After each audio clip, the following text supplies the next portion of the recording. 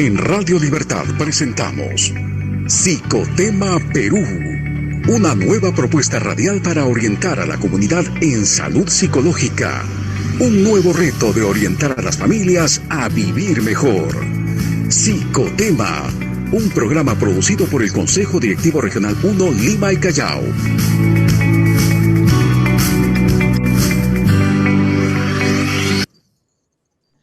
1 de la tarde ya con 7 minutos, y buenas tardes a todo nuestro público y a toda la comunidad que nos sigue aquí en su programa Psicotema Perú. Contentos siempre con la mentalidad positiva de estar en un nuevo día para poder compartir hoy miércoles 11 de noviembre con todos ustedes que nos siguen a través de nuestras redes. Gracias a la comunidad psicológica que nos sigue a través de nuestro Facebook, del Colegio de Psicólogos de Lima y Callao. También nos pueden ver en Instagram y en el Twitter. Y un abrazo desde aquí a la distancia al doctor David Villarreal, que hoy día no puede estar con nosotros, pero sabemos que está en comunicación constante.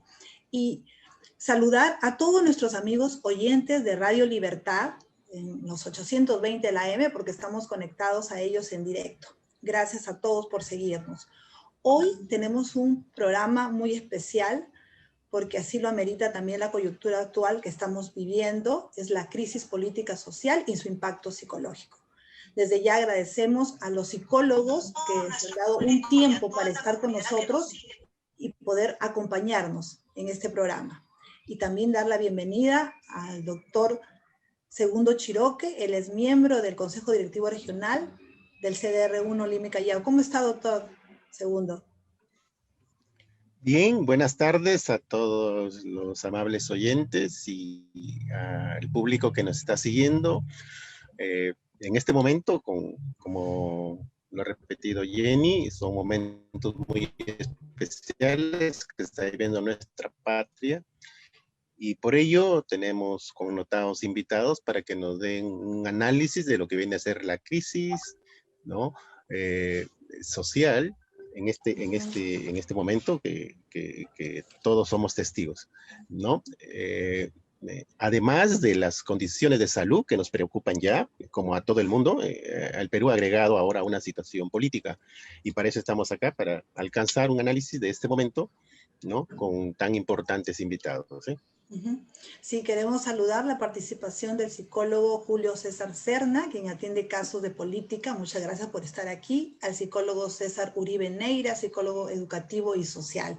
Gracias. Buenas tardes.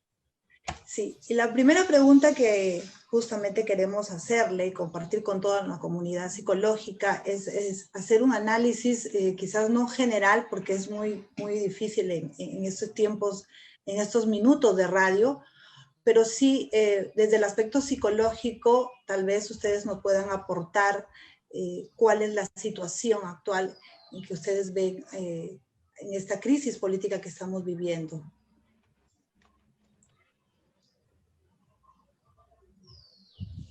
Sí, si alguno de ustedes quisiera tomar la palabra para la primera pregunta, por favor. Bueno, ¿puedo empezar? Si no hay problema. Sí, cómo no, doctor César. Ok, bueno, en principio, muchas gracias a Psicotema, al Consejo Regional Lima Callao del Colegio de Psicólogos, por reencontrarnos nuevamente con la audiencia después de mucho tiempo, ¿no? A ver, yo creo que tenemos que comentar dos aspectos que desde mi punto de vista son importantes y que están marcando pues el momento actual, ¿no? El primero es que venimos ya desde una situación política de crisis, no de ahora, ¿no? Estamos hablando desde que empezó el gobierno de Kuczynski, luego con su renuncia, luego la asunción del mando por parte de Martín Vizcarra, y hoy, digamos, su vacancia y un tercer presidente de un periodo corto de 5 años, que es el señor Merino de Lama, ¿no? Entonces, políticamente, no hemos estado en un escenario que era totalmente irregular, inestable, y que se hizo aún más inestable con fuerzas políticas claramente identificadas y antagónicas, ¿no? Este es un escenario, digamos, difícil para cualquier gobierno, ¿no? Eso por un lado, en términos muy generales, sin entrar todavía en detalles. Pero lo segundo que agrava y que se suma a esta coyuntura es el tema de la pandemia, ¿no?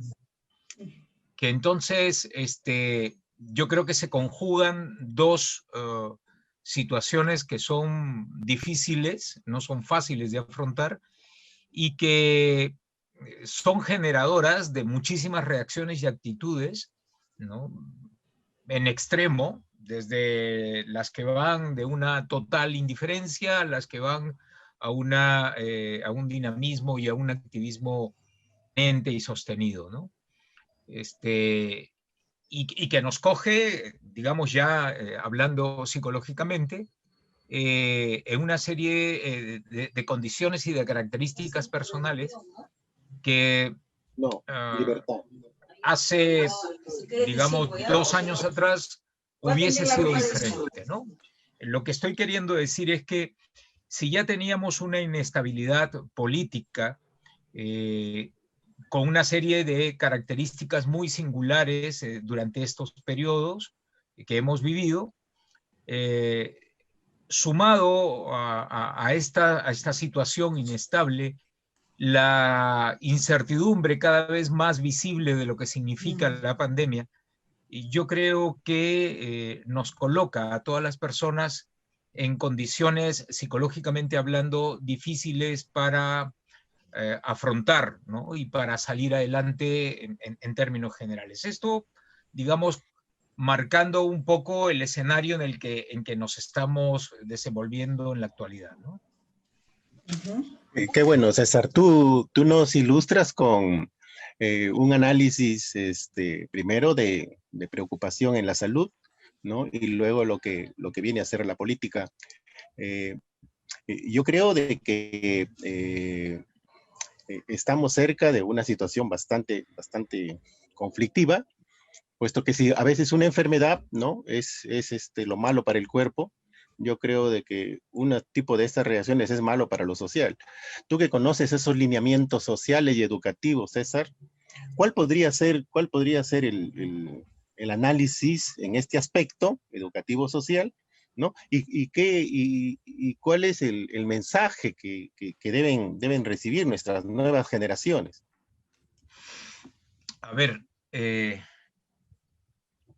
o sea, la pregunta es muy amplia, ¿no? Voy a tratar de ubicarme. Hay que distinguir en principio, voy a empezar por lo educativo, que me es, digamos, más cotidiano en mi quehacer. En lo educativo hay que distinguir 2 momentos claros, esta no es una novedad para nadie, un momento educativo pre-pandemia y uno post, mejor dicho, y uno dentro de la pandemia, porque no hemos terminado esto, ojalá termine pronto más bien.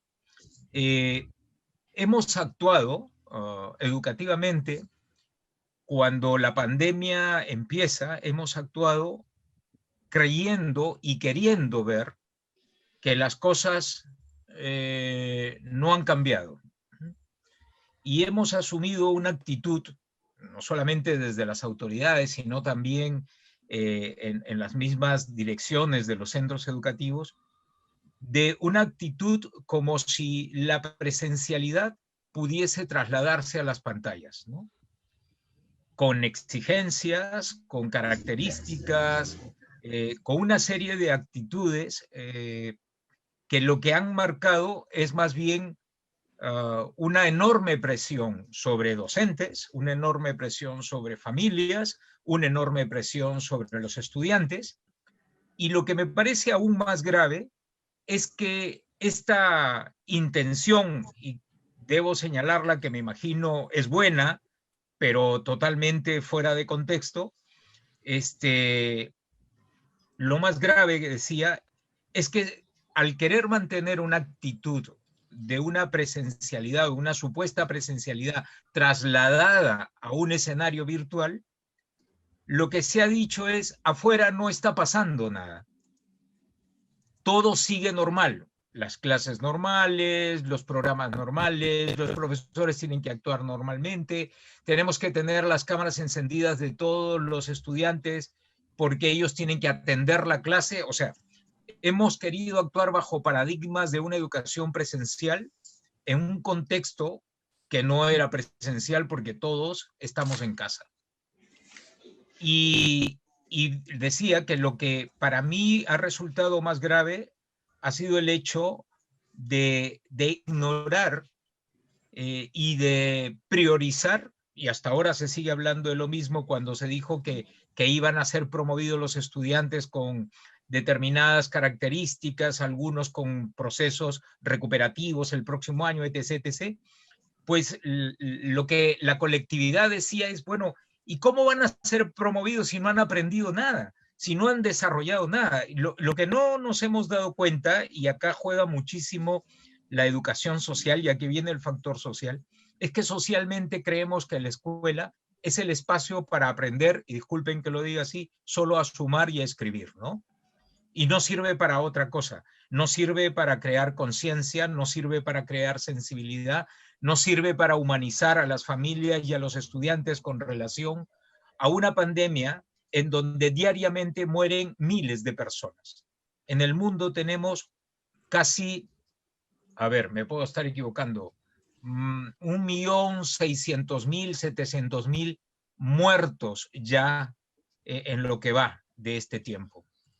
Hace muy poco, no más de una semana, en Rusia, en 24 horas hubieron 17.000 contagios. Es decir, vivimos una situación que es grave, pero que, claro, no pasa nada. Lo importante es que cumplas con tu programa, porque las familias también esperan que la escuela, sobre todo las privadas, para eso se paga, están esperando que la escuela responda a las expectativas. Al maestro de la pública y de la privada se le exige tremendamente, ¿no?, cargándolo y generándole una serie de reacciones también psicológicas en su persona. Se le exige pensando que tiene que demostrar que está trabajando, ¿no?, lo que implica ya una suerte de una desconfianza generalizada. A los que estamos haciendo trabajo en casa, lo mismo. Nos piden informes, nos piden capacitaciones, nos piden hacer esto, aquello y más allá, para demostrar que no pasa nada, que estamos trabajando normalmente cuando realmente la normalidad ya no es la normalidad que teníamos hace meses atrás, un poco más de 7 meses. Ha cambiado.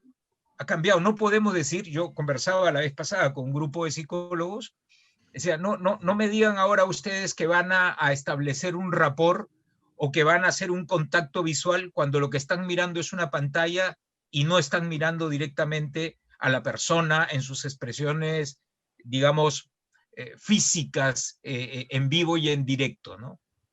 Entonces, ya no existen los criterios, esos criterios ya no funcionan, porque no estamos en esa realidad. Una cosa es que yo esté frente a una persona y otra cosa es que yo esté ahora como loco hablándoles a ustedes, creyendo que están allí, pero lo que estoy viendo son un conjunto de píxeles que representan la figura de cada uno. Pero no estamos juntos, no estamos juntos.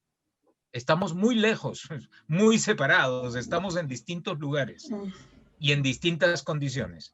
Segundo, la virtualidad esta que la educación y todas las redes sociales han roto totalmente la privacidad y la intimidad de las personas. Ustedes están viendo lo que hay ahí. Yo he tenido que cerrar la puerta para que no entre alguien, para que no pase alguien. Ustedes no saben en qué condiciones estoy yo, como nadie sabe en qué condiciones están los demás. Y esto es algo que la psicología tiene que pensar. Algo más, nadie ha escrito nada al respecto, porque no hay una sola teoría que nos hable de cómo actuar en condiciones de pandemia. Paso a lo social. Se agrava toda esta condición cuando creamos, disculpen la redundancia, otras condiciones que en este caso son políticas y sociales que generan una reacción y una situación que potencian, que elevan al máximo el estrés que podemos ya venir cargando durante los 7, 8 meses de pandemia. Entonces, no podemos esperar hoy en día, además, que yo tengo también una posición política. Además que puedo no estar de acuerdo con la reacción que ha tenido el Congreso y con los procedimientos que ha tenido, si no lo estoy. Pero eso suma mi descontento, suma mi estado de ánimo a lo que ya vivo. Tengo 7 meses sentado en un escritorio escribiendo a máquina todos los días, más de las 8 horas del día de un supuesto trabajo presencial, y multiplíquenlo esto por las miles de personas que están haciendo exactamente lo mismo. Un punto muy Agreguen importante, a doctor. esto, termino la idea, a las condiciones que las poblaciones mucho más vulnerables que nosotros, porque nosotros estamos bastante cómodos, pero hay otros que tienen que arriesgar su vida, porque si no arriesgan su vida, no comen. Y si no comen, no le dan de comer a sus hijos.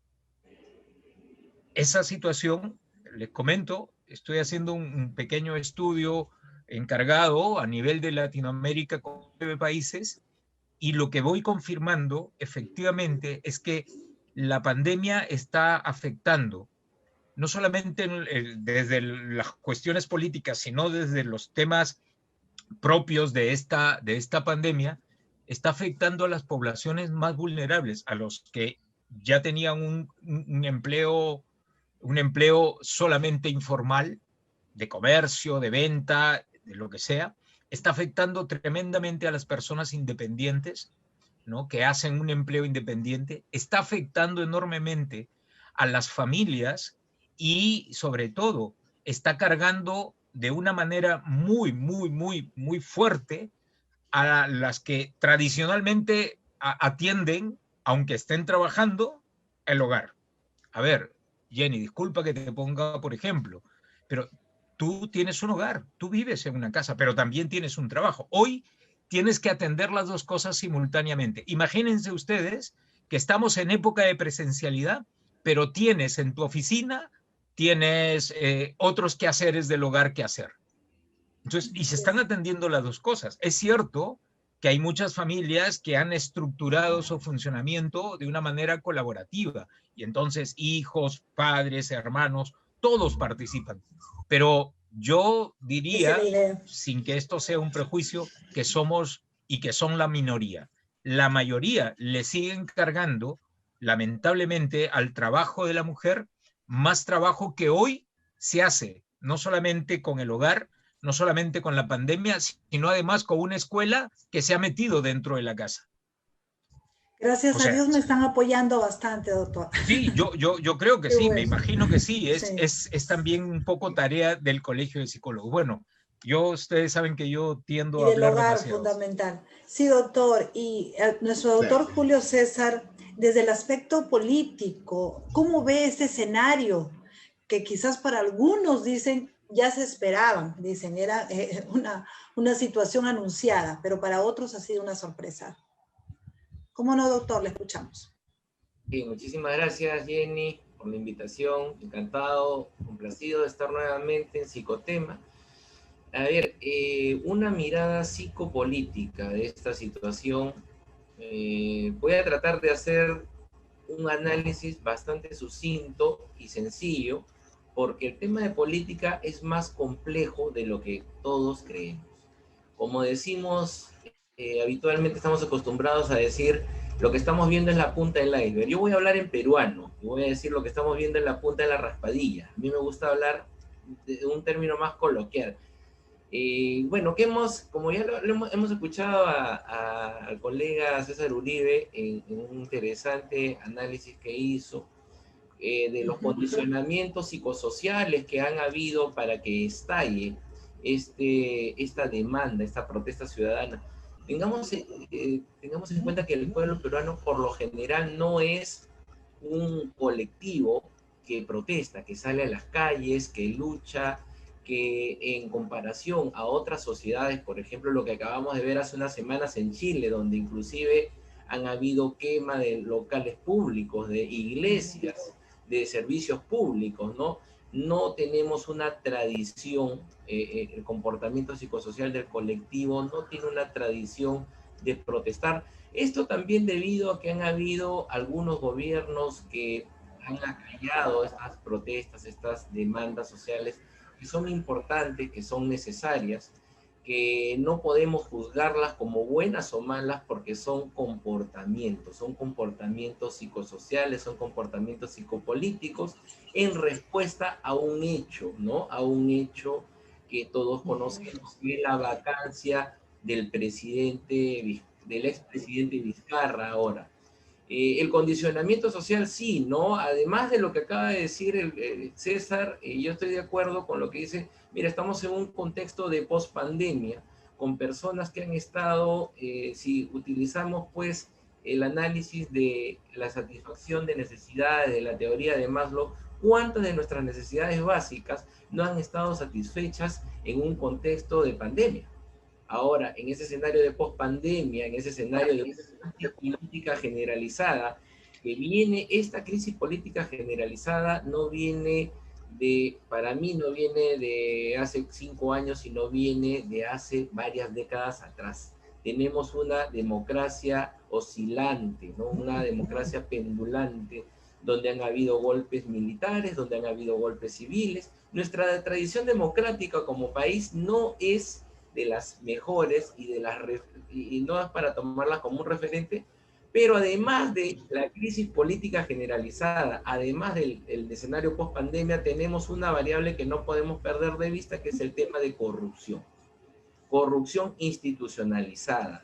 Entonces, esto, ya entrando en el análisis psicopolítico, ha generado muchos sentimientos, por ejemplo, de desesperanza, de minusvalía, de desvalorización de un colectivo social que no se siente satisfecho, no confía, se siente frustrado, desencantado, hay desidia, hay apatía por todo lo que significa la clase política y por todo lo que representa la clase política.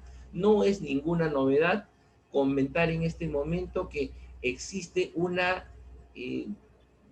no existe un nivel de conexión entre los políticos, entre las autoridades y la población, que existe un alto nivel de desconfianza de la población hacia sus autoridades y hacia la clase política. Entonces, lo que hemos visto en las calles el día lunes por la noche, ayer y hoy inclusive, es resultado comportamientos, como digo, son comportamientos sociales, psicosociales, psicopolíticos, como le queramos llamar, que están motivados por todo lo que representa la política como actividad, la política como expresión de una sociedad en crisis de valores, en crisis de referentes políticos, que vemos, estamos cansados, la vacancia presidencial es el colofón de una serie de episodios de una novela psicopolítica que encarnizó y protagonizó Martín Vizcarra, porque Martín Vizcarra puede decir ahora que le han asestado un golpe de Estado, cosa que lo tendría que decir un jurista. Para mí, personalmente, todo lo que se encuentra previsto en la constitución política del país, que son nuestras reglas de juego como país y como sociedad, son legales y son legítimas. Entonces, así como él disolvió un Congreso, fue legal, y ahora que el Congreso aplica un artículo para una vacancia por incapacidad moral, por incapacidad psicológica para gobernar una nación una incapacidad moral permanente, me parece que en ambas situaciones han sido cosas legales y legítimas.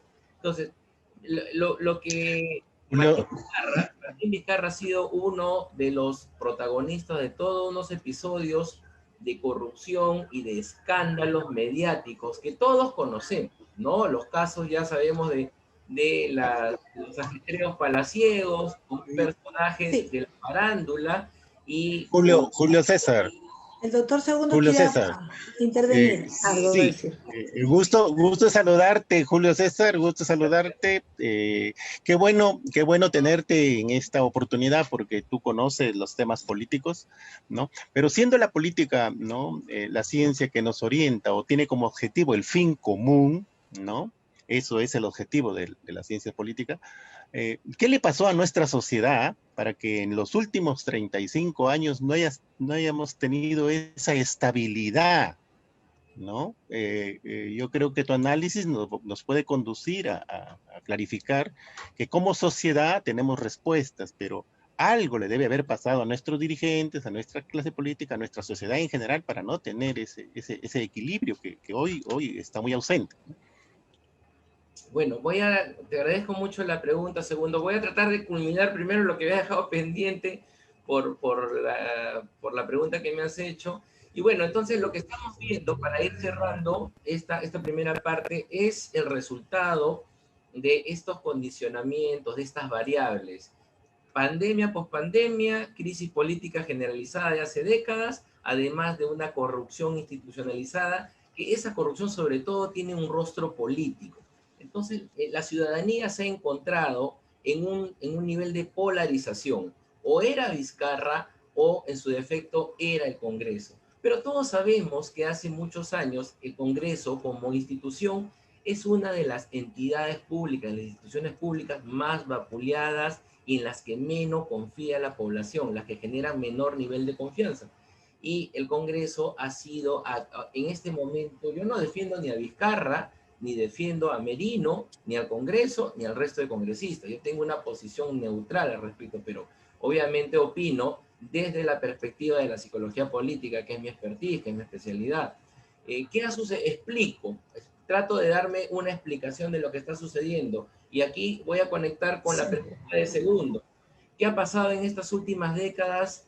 Yo creo que muchas cosas. Nosotros como psicólogos sabemos que hay una multideterminación. Para que se produzca un síntoma, hay una multideterminación, hay una serie de condicionamientos. Desde una crisis de los partidos políticos, hablando de temas un poco más alejados a la psicología, crisis de liderazgos sociales, políticos, de renovación política, la política en sí, desde un tiempo a esta parte, yo creo que desde fines de los 80, que es un tiempo generalizada a nivel internacional, la política ha generado en la población no solamente sentimientos encontrados, sino de rechazo, de oposición, porque los políticos están habituados a estar en escándalos, estar en actos de corrupción y no solucionan problemas públicos. Si bien decía Aristóteles que el hombre es un animal político cuando describía ese valioso concepto, que es una de las piedras sobre la que se construye la política y la ciencia política, como es el Sum Politikon, el hombre, además de ser un ser social, es un ser político. Y lo que estamos viendo precisamente cuando hablamos, esto es lo importante que yo les digo muchas veces a las autoridades académicas en las universidades, lo importante de tener un curso sobre psicología política, porque la política es una expresión de la sociedad. No, y muchas personas, incluyendo profesionales con altos grados académicos, piensan que cuando uno habla de política, está hablando de partidarismo o de militancia política, que son unas falacias erróneas. ¿Qué ha sucedido? Para responderle a segundo, lo que estamos viendo, las demandas, las protestas en las calles son comportamientos políticos, es decir, cuando hablamos de comportamiento político no solo es conducta de voto, no solamente es cómo voy a reaccionar ante una publicidad para una campaña electoral, no solo son las decisiones que toma el presidente o que toman los ministros, no, el comportamiento político también implica opinar, también implica protestar, también implica ejercer sus derechos como ciudadano. Lo que le ha pasado yo creo que estamos al colectivo, a la ciudadanía nacional, al colectivo nacional le ha pasado, está vivenciando una especie de síndrome psicopolítico, ¿no? Un síndrome que tiene una alta dosis de desesperanza, de frustración, de desidia, de apatía, desconfianza por la clase política, por los condicionamientos que hemos señalado, ¿no? Sistema de crisis de partidos políticos, no hay renovación de cuadros políticos en los partidos, los políticos no solucionan problemas, la política sirve para enriquecerse y todas una serie de conclusiones adelantadas que podemos tener en este momento acerca de la política, porque los ciudadanos no vemos la efectividad de la clase política. Cuando los ciudadanos van a votar, seguramente por uno o más candidatos, lo hacen tapándose las narices o ven la política como un mal necesario. Inclusive, y esto ya es algo preocupante para nosotros los psicólogos también, que debemos estar atentos a los temas de la agenda pública nacional, que podemos plantear en el caso de prevención del comportamiento corrupto, prevención de la corrupción. Es tan importante esto, ¿por qué? Porque si bien lo que estamos viendo es una respuesta psicosocial de un sector de la población, predominantemente joven porque es la juventud siempre la que ha conducido este tipo de respuestas, es un comportamiento rebelde, pero que tiene un sentido y no se le puede juzgar como negativo, como malo, como destructivo, porque todas las personas tenemos derecho a expresarnos. Lo que yo no voy a justificar es que se ataquen a los policías, se rompa, se queme, se rompa, se maltrate el bien privado o el bien público, ¿no? Entonces, en este síndrome psicopolítico que estamos viviendo desde hace varias décadas, hay todas estas características por las variables intervinientes que estoy comentando hace un momento, y lo peor de todo es que se está generando una respuesta a nivel individual y a nivel colectivo de la población de una normalización de la corrupción. Es normal, cuando votamos por un político, que decimos, voy a votar, o que dice la mayoría de ciudadanos, voy a votar por tal o cual presidente, por tal o cual candidato al Congreso, por tal o cual candidato a la alcaldía, no importa que robe, pero que deje obras. Y cuando vamos a hacer un trámite, los ciudadanos van a hacer un trámite, están buscando que aceitar a alguien, que pagar una coima, lo ven como algo normal. La corrupción se está normalizando, y eso sí es peligroso para un país como el nuestro, que ha perdido millones de millones en actos, en temas que precisamente ahora son cuestión de esta vacancia presidencial. Coimas, inflan los presupuestos de las obras públicas, las famosas adendas que hay en los contratos por obras públicas, ¿no? Que han sido destapados, pues, por los medios de prensa, que también juegan un papel importante, y que no se está viendo la regulación de los medios de prensa, porque ellos informan, y muchas veces, como lo dijo también César, todos tenemos una posición política, pero los medios de comunicación muchas veces, en lugar además de informar, también deben proporcionar tranquilidad y calma a la población, que no lo está haciendo el nuevo gobierno que ha asumido ayer el presidente Merino, ni el expresidente Vizcarra, que ha salido. Nadie ha enviado un mensaje: por favor, cálmense, tomen las cosas con tranquilidad, esto es algo natural que va a pasar. Julio César, sí.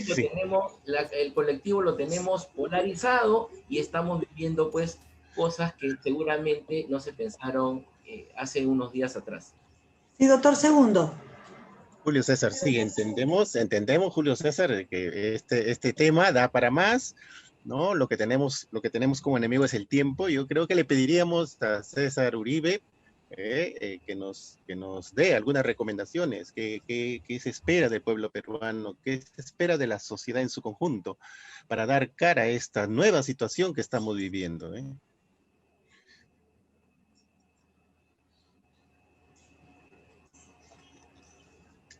Está con nosotros César, ¿verdad? Sí, su micro estaba apagado. Decía, es una situación de mucha responsabilidad dar una recomendación en un medio en donde la información va a llegar a todos, ¿no? Y sin duda, y yo lo afirmo, yo no soy una persona neutra, tengo un compromiso social, político, no militante, pero sí tengo un compromiso político con la democracia y con la no violencia, ¿no? Yo no justifico ningún comportamiento y ninguna reacción en la que la violencia sea utilizada, porque puede ser una expresión, pero justamente La psicología y la educación tiene por misión y por objetivo educarnos y formarnos no en la violencia, sino a través del diálogo. Así que para mí no está justificada ninguna violencia de ninguna parte, ¿no? Ni de una manifestación como de ninguna represión. O sea, disparar perdigones a las personas que protestan, eso tampoco es bueno. Y apalear y detener y encarcelar tampoco es bueno. Entonces, yo creo que la violencia más bien no debe naturalizarse y debe distinguirse con toda claridad que las expresiones, que son las expresiones de las ideas, que son las diferencias de las ideas, son importantes. Son importantes y son tan importantes que precisamente vivimos dentro de un contexto político en donde todo se define a partir de una cuestión numérica y no de las ideas. Una minoría que puede tener una posición no quiere decir que no tenga razón y que no esté defendiendo la justicia. Que sean más no significa tampoco que tengan la razón. Yo creo que tenemos una democracia muy mal entendida, que no se sustenta ni en los acuerdos, ni en los consensos, ni en el diálogo. Se sustenta simplemente en la dominancia de un grupo mayoritario sobre un grupo minoritario. Pierre Bourdieu, sociólogo francés, en un análisis que hace previamente sobre la sociedad, dice, la sociedad de siglos viene extremándose entre dominados y dominantes. Y este esquema es un esquema que se reproduce en toda institución.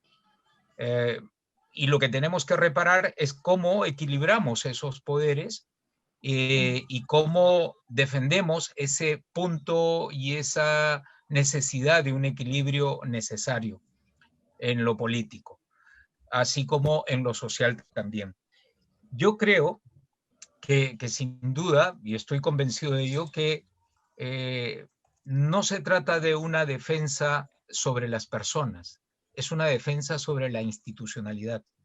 Y yo no soy un jurista, pero sí creo que es importante precisamente tener muchísima claridad de lo que significan los procedimientos necesarios dentro de un marco constitucional, que no quiere decir también que la Constitución las tenga todas en su mano.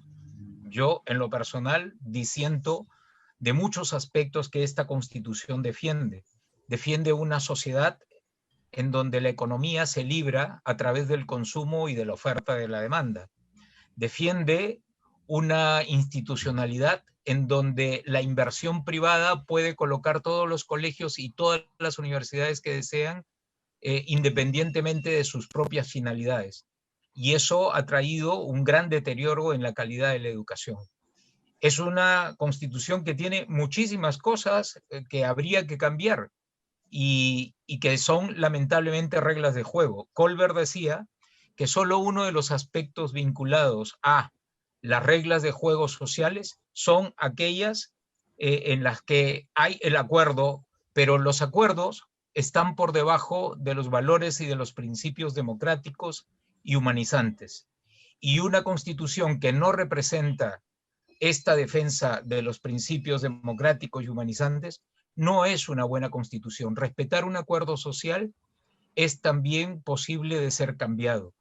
Los acuerdos son acuerdos, no son verdades escritas por los siglos de los siglos, ¿no? Entonces, yo creo que lo que viene ocurriendo no es otra cosa que la manifestación multitudinaria, porque no ocurre en Lima ni en la Plaza San Martín, está en todas las regiones. Una protesta que refleja precisamente que algo no se hizo bien. Yo estoy convencido que no se hizo bien, pero si queremos una evidencia, pues miremos todo lo que viene ocurriendo en las redes, todo lo que viene ocurriendo en las calles y todo lo que las personas, desde mi punto de vista, más ilustradas, vienen opinando acerca de los procedimientos sobre los cuales se han tomado una decisión. Ciertamente que no solamente tenemos un problema de décadas, tenemos un problema de cientos de años, de siglos. Una república que nació mal, una república que ofreció a los dueños de casa devolverles la casa y nunca se las devolvió. No olvidemos que los dueños de casa no somos nosotros, son las poblaciones originarias, aquellas que encontró Cristóbal Colón cuando desembarcó en una isla. ¿A quién encontró? Pues a las poblaciones originarias. Estas poblaciones originarias desde 1492 vienen esperando que le devuelvan la casa. ¿Le hemos devuelto la casa? O sea, no seamos cómplices de las situaciones que esta frágil democracia viene quebrando permanentemente, postergando históricamente los derechos y las necesidades de la gran mayoría de personas y de una población que seguirá esperando seguramente muchos años más, ¿no? Sí, Gracias. Es inevitable, sí, doctor Segundo, permítame por favor un momentito. Sí. Es inevitable a veces tomar nuestras posiciones y nuestros puntos de vista, porque como ustedes bien lo han señalado, el hombre es un ser social y es un ser político también. Entonces es difícil separarnos a veces de lo que significa la política y hoy más que nunca en esta coyuntura en que estamos viviendo. Yo quisiera que ya en estos últimos minutos vayamos a esa parte de la conducta humana, que es lo que estudia precisamente la psicología, y que independientemente de los puntos de vista distintos, aprendamos también a ser una sociedad que podamos respetarnos y que, en mi parecer también, porque aquí también va mi punto de vista, permítanme, no se normalice la violencia, porque es preocupante realmente el ejemplo que se está dando a los jóvenes a través de las redes. A mí en lo particular me preocupa mucho porque soy mamá de un adolescente ya de 20 años y es inevitable que él también hable de política y que tome su propia posición, pero creo que está en nosotros como sociedad poder orientarlos a ellos y decirles cómo puedes defender tu posición política, tu afinidad con ciertos líderes y no caer en las equivocaciones de agredir o violentar, ¿no? Me gustaría que se haga un análisis de eso. Gracias.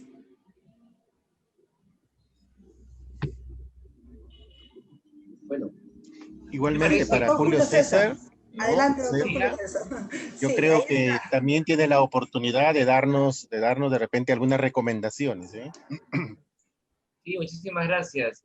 Pienso que sí, o sea, lo que voy a dejar bien claro es que tampoco yo estoy de acuerdo en el comportamiento violento. Sí estoy de acuerdo en que como ciudadanos todos tenemos el derecho a protestar, pero tenemos que hacerlo a través de los canales, ¿no?, sociales, a través de los canales institucionales que existen, y no estoy de acuerdo la utilización ni tanto de los demandantes, de la gente que protesta, ni tampoco de las fuerzas policial y de todas las personas que puedan controlar el orden interno del país.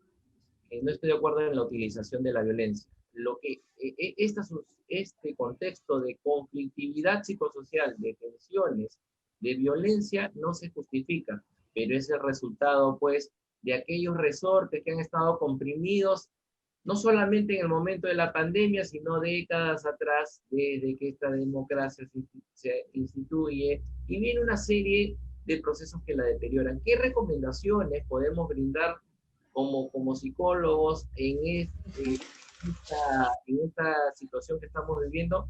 Yo creo que deberíamos orientarnos en varios campos de acción, en varios flancos. Primero, a la clase política. La clase política tiene que dar un mensaje, y esto le corresponde al presidente y al nuevo gabinete que juramente dar un mensaje de tranquilidad, de confianza emocional, de esperanza, de que todo esto es parte de un proceso que va a cambiar y que no necesariamente en política todos tenemos que estar de acuerdo, pero sí es necesario que seamos tolerantes. Sí es necesario que cuando no se cumple mi deseo, cuando no gana mi candidato, si yo no estoy de acuerdo, tengo que aceptar, porque democracia es eso, ¿no? La democracia son las decisiones que se toman no en función de las minorías, sino en función de las mayorías.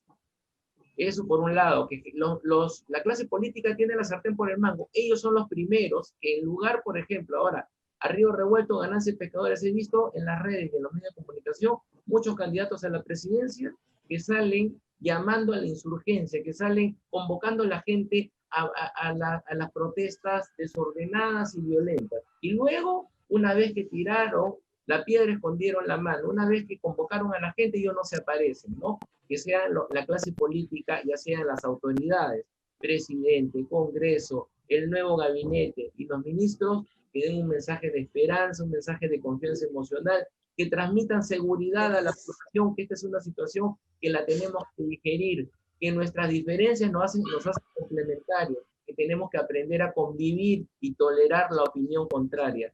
Y luego, en los distintos espacios, la familia es un espacio importante. En la familia hay que comentarle a los chicos y a los niños, adolescentes, jóvenes, cuál debe ser el comportamiento que debemos tener. Igual, ¿no? Si bien no estamos de acuerdo con lo que está sucediendo, tenemos que guardar las formas y como ciudadanos civilizados, educados en un país, tenemos que admitir las diferencias, tenemos que admitir ser tolerantes cuando no, nuestra opinión no es escuchada o generalmente nuestra opinión no es la que tiene una mayor demanda. El mismo rol le compete a los docentes de las escuelas. Ahora estamos en una situación de virtualización de la educación y que tienen menos tiempo, pero no estaría de más que se tomen unos 30 segundos, 1 minuto, 2 minutos para poder transmitir y generar confianza a sus educandos.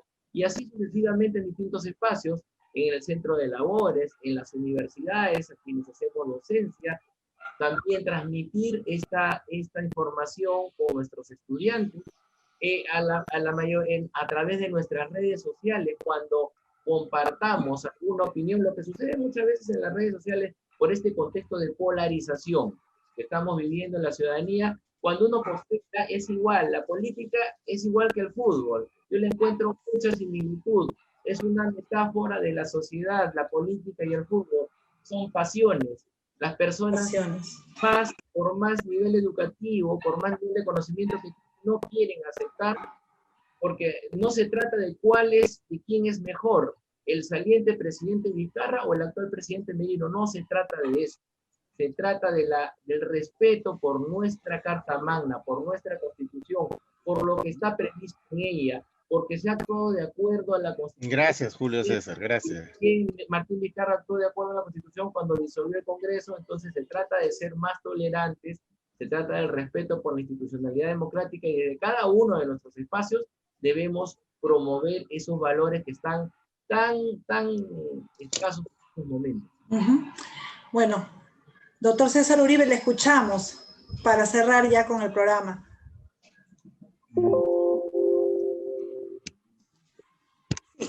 ¿Su micro está apagado? Sí, sí. Ya. Okay. Decía que solamente empiezo con 2 comentarios muy breves. Me preocupa que se piense que la mayoría es una cuestión democrática, ¿no? Es un craso error conceptualizar a la democracia como la tiranía de las mayorías. No por ser mayoría se habla de justicia ni tener valores. La mayoría también decidió la Segunda Guerra Mundial, la exterminación de los judíos, la mayoría. No es un tema la democracia de mayorías, jamás lo ha sido. Es un tema de discusión, de acuerdos, de diálogo, de consenso. Y en ese sentido, la violencia no cabe dentro de un escenario democrático. Lo segundo que es importante pensar es que cómo se puede tener calma ante las situaciones injustas. Y no se trata de faltar al respeto a la Carta Magna, o sea, nada, vean las declaraciones que ya el flamante primer ministro Antero Flores Arauz ha hecho.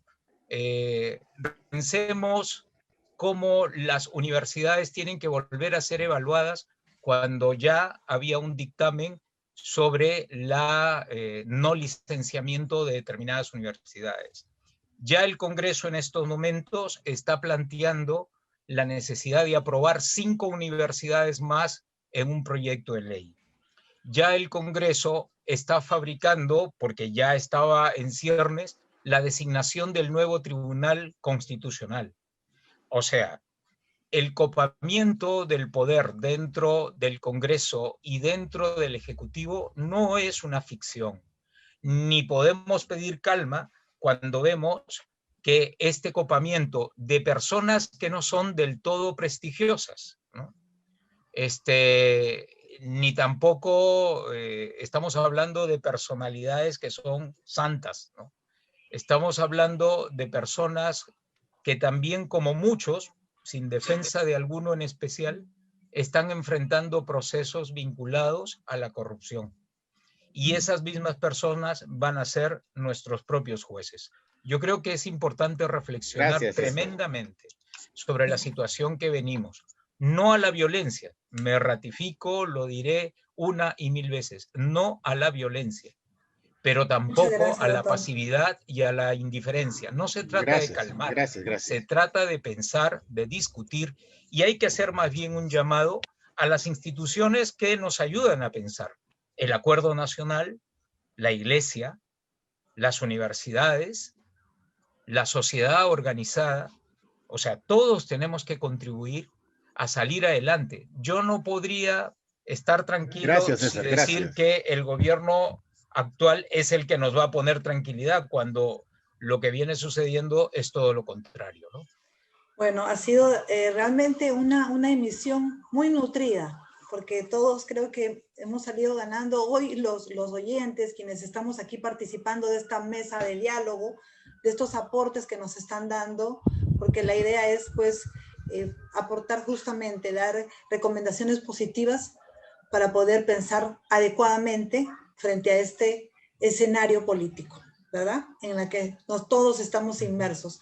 Muchas gracias, doctor Julio César Serna, por estar aquí con nosotros, y al doctor César Uribe Neira, que siempre está aquí, es parte de la casa del CDR1 Lima Callao. Jenny, si me permite unos 30 segundos.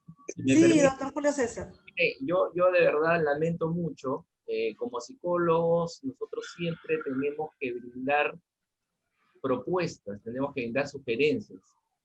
Si no se puede hacer nada, entonces, por lo que escucho, o sea, si es que no se puede hacer nada, me parece un escenario totalmente negativo. Yo me voy a ratificar en que el diálogo, en que los mensajes de confianza, de seguridad emocional son importantes. No van a solucionar el problema, pero tenemos que atender esta crisis. Entre hacer algo y no hacer nada, yo prefiero hacer algo y equivocarme. Y eso es lo que tiene que atender. Si bien la población, yo no creo que tampoco la población de aquí hasta el 28 de julio del próximo año, que sea la transmisión de mando, va a salir todos los días a la calle. En algún momento la población tendrá que cesar sus demandas, pero como profesionales de la salud psicológica tenemos que proporcionar alternativas de solución. Si me voy a encerrar en un enfoque de que esto no tiene cura, de que esto es, ya no hay solución o no hay salvación, o que esta crisis se soluciona en 50, 100 años más, entonces no tendría sentido que podamos en esta mesa de diálogo compartir e intercambiar ideas, ¿no? Ha sido muy enriquecedor el conocer otros puntos de vista. Como psicólogos tenemos que brindar alternativas de solución, de esperanza. Muchas gracias. ¿No? Y sobre cuestiones reales y no ficticias. Les agradezco mucho por... Gracias, Julio César. Gracias. Sí, hasta una nueva oportunidad que podamos poder compartir estas opiniones, ¿no? Que siempre serán válidas. Gracias. Son las 2 de la tarde. Muchas gracias. Gracias. Bien, y aún, doctor Segundo, nos quedan unos minutos para el resto del programa para poder comentar sobre las actividades del Colegio de Psicólogos de Lima y Callao. Justamente estábamos comentando antes del programa de estas actividades que se vienen desarrollando en torno al Congreso, ¿no? Va a haber un congreso importante de parte del Colegio de Psicólogos del Perú que lo está convocando y que pues justamente va a reunir a destacados ponentes extranjeros y nacionales también. ¿Me escucha, doctor? Sí, a fin de mes va a haber un congreso muy importante que significa, bueno, una visión actualizada de todo lo que significa el avance en nuestra especialidad, ¿no? Ahí se está convocando a connotadas figuras y se invita a la comunidad psicológica en general a participar en ello. Y también es conveniente hacerles recordar que a todos los colegas que traten de hacer el proceso de colegiación, ¿no? Por favor, se agoten todas las posibilidades de hacer un trámite correcto y lícito, ¿no? Quien está autorizado para dar el número de colegiatura es el Consejo Nacional de Psicólogos, ¿no? Él es el que da el código de matrícula, el número de colegiatura, ¿no? Y que lo distribuye a las diferentes regiones del Perú, ¿no? Les alertamos porque paralelo a lo que se está haciendo legalmente, ¿no? Se está actuando de otra manera por el colegio de Camilo Carrillo. Y conviene de que el futuro colegiado se informe bien y canalice toda su actividad hacia los procesos administrativos lícitos, ¿no? En Santa Domitila estamos atendiendo, ¿no? Muy puntualmente todo este proceso, y por eso nuestra alerta y por eso nuestra orientación para que este trámite no sufra alguna dificultad en su término, ¿eh? Uh-huh. Sí, ese es un llamado de alerta, ¿verdad? Para justamente sí, ellos no se vean sorprendidos y no realicen trámites que no son regulares y no con el colegio, que es el colegio oficial de CDR1 Lima Callao, con sede en Santa Domitila, por la avenida Bertelo, que estamos ubicados. Ahora estamos trabajando de manera remota a través de los correos y a través de los teléfonos. Y toda esa información está en nuestra página de Facebook del CDR1 Lima Callao. Yo creo que la mejor recomendación que le podemos dar, entre otras, a los colegiados es que se informen, ¿no? De que visiten nuestra página de Facebook, también nuestra página web, para que ellos estén al tanto de lo que realmente deben hacer. ¿Cuál es el procedimiento que deben de seguir para poder colegiarse en nuestra sede oficial de Santa Domitila? Y la amnistía también, que se viene dando este proceso de amnistía hasta el 31 de diciembre, doctor Segundo, es la oportunidad de muchos psicólogos para que regularicen sus pagos con la sede del CDR1 Lima Callao. Sí, y de alguna manera que estos colegiados que están aportando, de alguna manera entren en la forma legal y pueda aparecer en la página web. Pero toda la información la tienen a la mano. Yo invito a los colegas tanto para hacer esta amnistía o para colegiarse, de que visiten esta página y puedan, ¿no?, orientar todas sus actividades administrativas hacia lo correcto, hacia lo legal. Tenemos conocimiento que se está colegiando por otras modalidades, ¿no? El único autorizado para colegiar es el Consejo Nacional de Psicólogos, a través de sus diferentes, ¿no?, direcciones, ¿no? Y por eso es que alertamos, ¿no? Alertamos que esta actividad tiene que ser dentro de un proceso legal. Sí. Por favor, por eso es que la mejor orientación que le podemos dar es que nos visiten, ¿no? Ahora estamos también en el Instagram, en el Twitter, pero todo lo que son información que le interesa al colegiado está en la página de Facebook y en la página web principalmente. Así que les invitamos a que puedan ustedes seguirnos, ¿no? La comunicación también puede ser a través de correos que puedan pedir información, y hay varios teléfonos que están ahí en la plataforma de nuestro Facebook, donde ustedes pueden llamar para que puedan darle informes de todo aquello que ustedes quieran saber, ¿no? Cualquier duda que tengan. Bueno, doctor, son las 2 de la tarde con 5 minutos, y ¿cuáles son las recomendaciones finales o las cortas conclusiones que podemos dar en estos minutos? Ha sido un programa que realmente yo me esperaba que sea muy... de muchas opiniones diversas, pero no esperaba que de repente existe aquella controversia, pero que es parte también, me parece a mí, y natural de este momento que estamos viviendo. Sí, hemos tenido una tarde bastante fructífera porque contábamos con la presencia de César Uribe Neira y del psicólogo Julio César Serna. Ambos especialistas, ¿no?, científicos del comportamiento humano, quienes han hecho todo un abordamiento de la actual crisis que está viviendo nuestro Perú.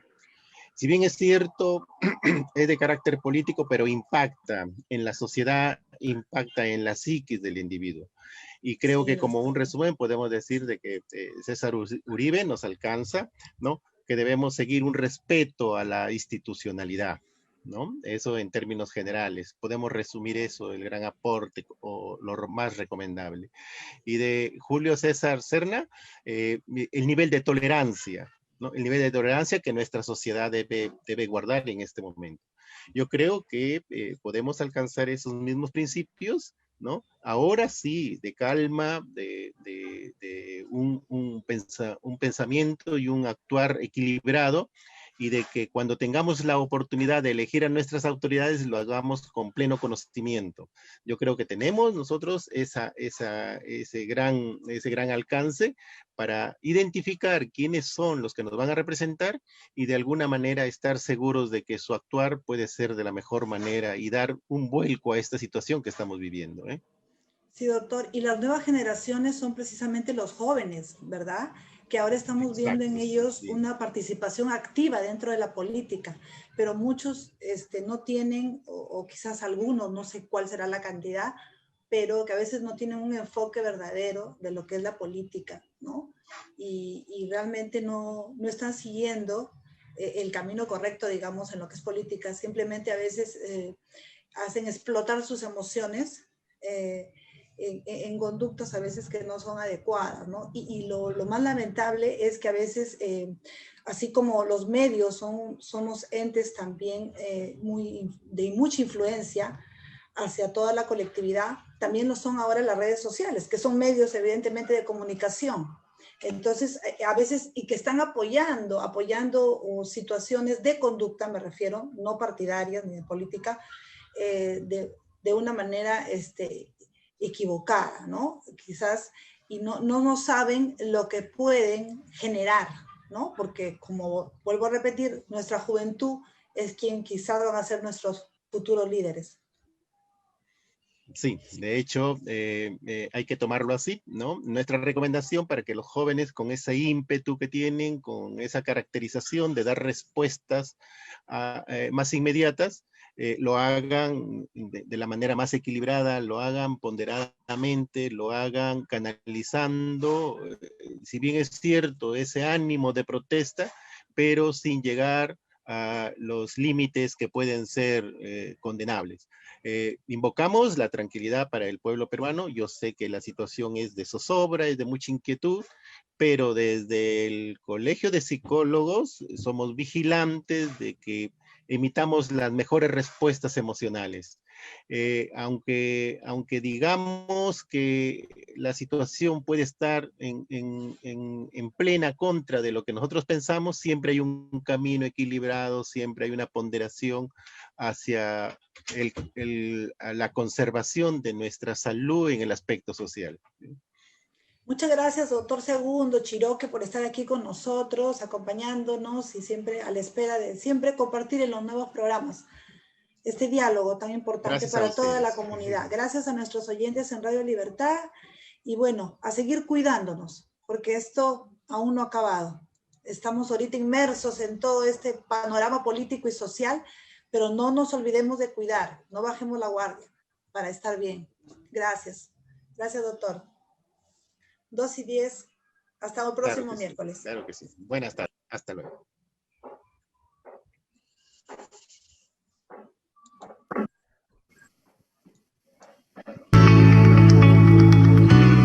En Radio Libertad presentamos Psicotema Perú, una nueva propuesta radial para orientar a la comunidad en salud psicológica. Un nuevo reto de orientar a las familias a vivir mejor. Psicotema, un programa producido por el Consejo Directivo Regional 1 Lima y Callao.